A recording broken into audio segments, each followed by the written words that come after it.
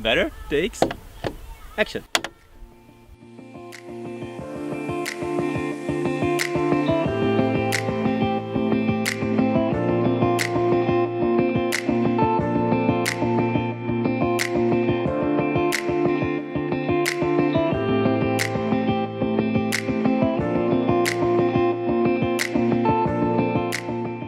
Hi everyone, and welcome back to another episode of Better Takes Action. And this time we'll be talking about a sustainable way of living, and more specifically about how we are doing this on the Nomads Bus. We do many things, but the reason we're on the roof here is because we have installed 2 solar panels. And we have also installed them in a way that you can get the maximum power input, so you can sort of lift them in 4 different ways. And like this way, for example, and then the sun gets the most power. It also is nice when there's snow on top of the thing, and it can just slide off in the winter instead of most solar panels which are flat on the roof. So think about it if you're creating your own van. So we got 2 of these things,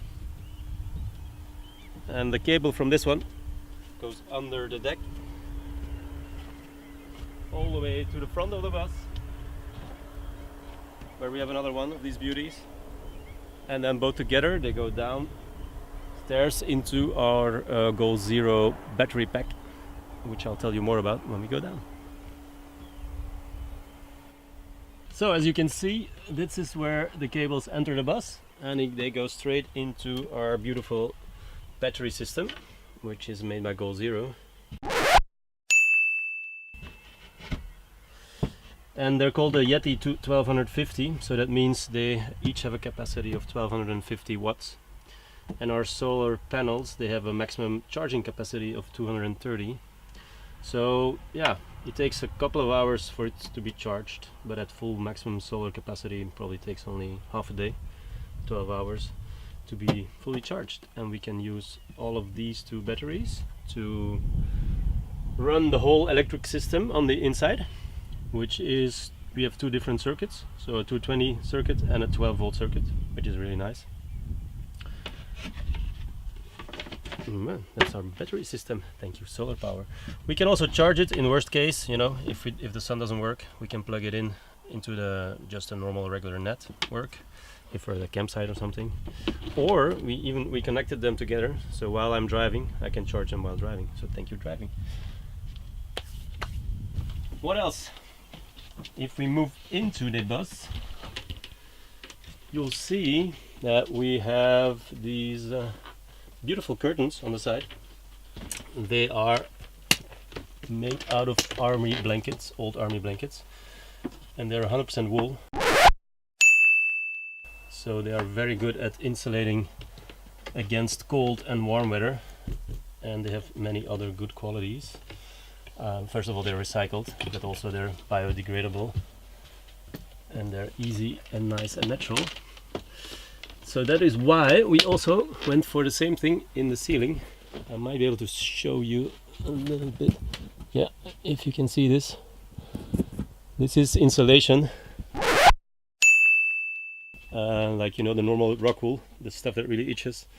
This time we used wool because it's a lot more natural and it's easier to work with, and also it can contain up to 70% of its weight, so it's 6 centimeters, in moisture. So whenever it's damp inside or on the outside and there's moisture captured in here, it releases it quite slowly when it has a chance to, so it doesn't get any fungus, what's it called again, anyway, mold, yes, that's it, any mold in there. And you don't need the vapor barrier, so you don't need any extra plastic to put on. But that only works if you put on the wood, because the wood is breathable, so it can release the moisture. So that's a very good thing to do if you're insulating a bus or a van.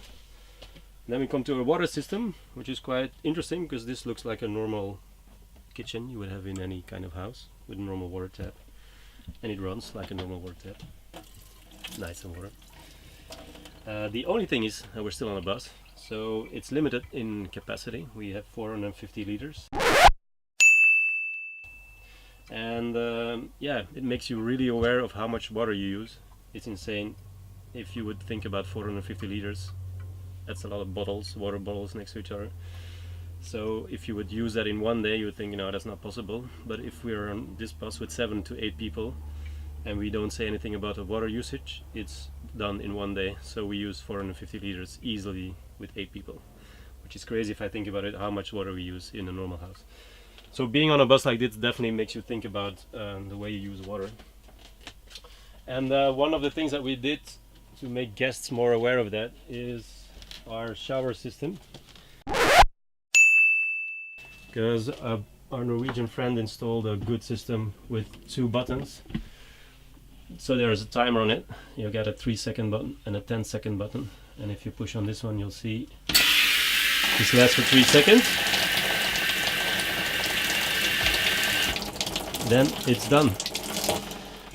Which is pretty good. Like this way, the guests kind of get a constant reminder of, oh yeah, I need to think of the water that I'm using. And it's also at the end they start talking about, yeah, I only used like three pushes on the 10 and maybe 1 on the 3 or whatever. So they're really more conscious about the water, and that's something I also like. And then as a last, one of our nice main features, we have the compost toilet. I don't know if there's anybody on there, but it's a good thing because look. Hi. Surprise. 1 second.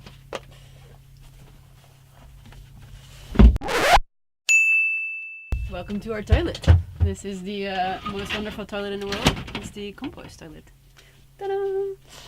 The good thing about this toilet is that you don't need to use water and you can compost the human manure, as you might call it. The way it works, it's a Swedish system called separate, and the pee and the poo goes in a different compartment. So the pee goes to the grey tank and the poo goes into this bucket with a biodegradable bag with a composting unit in it. It's great. And you might think it smells, but it doesn't, because we have a fan that goes all day and it takes the smell out and then dehydrates, do you call that? Takes the humidity out of the poo. Great system. So if you have any other questions, just mention them in the comments. So this was the way that we build our bus. Let me know what you did.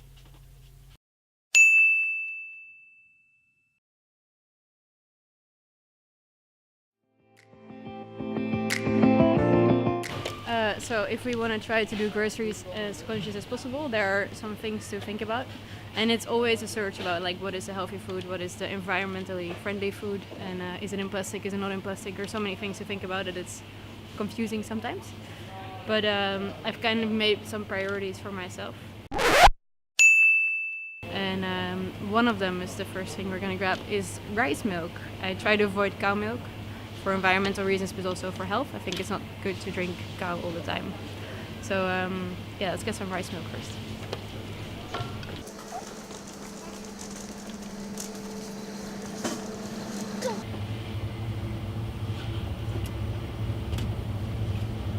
So yeah, even in rice milk and soy milk and stuff, you have like, you think it's healthier to drink soy milk, but then you, for example, have soy milk that's full of sugar, unrefined sugars, or refined sugars, I mean. So that doesn't make it better. And rice drink is kind of sweet by itself without any sugar added, so I like that one. The other one that's one of my favorites is a Swedish company, and they make like oat milk, which is just made from oats, and it's a very creative packaging. No milk, no soy, no whatever. So.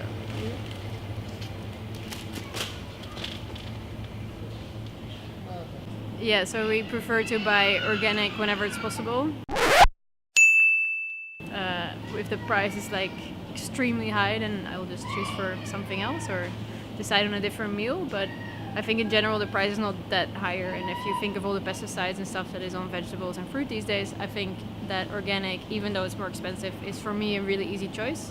And you can think to yourself like, do I buy a new iPhone this month, or do I invest in a healthier food lifestyle? And I think it's your main energy source of the day and of your life. So I think for me that's a easy priority to make, is to just get really healthy food in you, so you have a bomb of energy every day.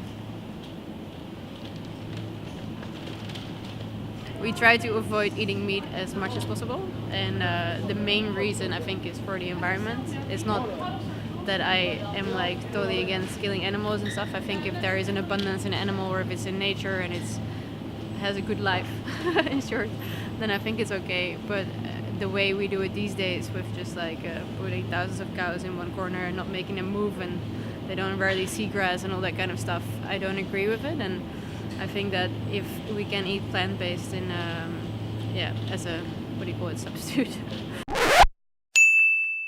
that I think is perfect. And these days in supermarket you have so many cool things, like for example these meatballs. They're really tasty. They're soy-based, but they taste just like meat. It's crazy. You wouldn't know the difference if you wouldn't know. And I think that's a luxury, and with that luxury I think we can definitely try to avoid our meat consumption.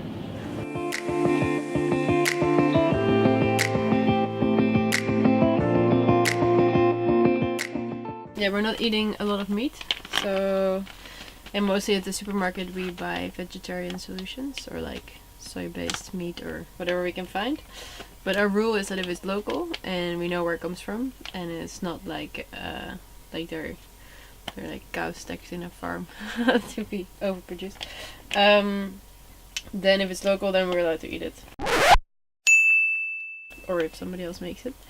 So this is from a lovely local guy, Morten, was it? Who we met last night. And we parked on his property and he was super nice about it. And he said, hey, do you guys want some moose? Which he hunted in the winter, I guess. And he had a freezer full of it. So now, I've never made a moose stew. I'm not a moose specialist at all. Or a stew specialist either. So I'm gonna make the best out of it.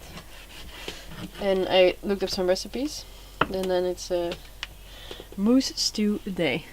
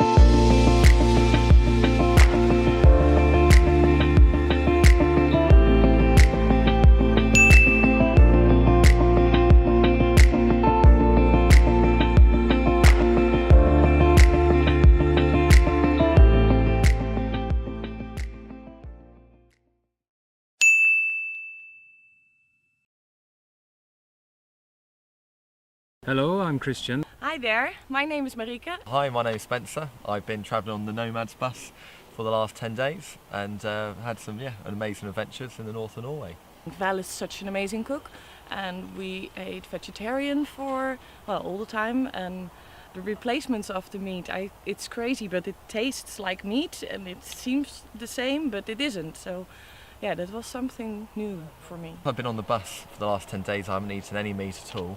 And I found it really easy actually to, in terms of not missing any meat. Your home, you're used to having as much power as you need, as much water as you need. There you have to be really conscious about the batteries. For 10 days it's water that you have only on the bus and electricity by the sun. Being on the bus for this amount of time makes you feel very conscious about not wasting water, not wasting electricity, because you realise how precious it is. But really the experience of not wasting any drop of water, not trying to get every day on the computer, trying to leave some part of my life out of electronic devices.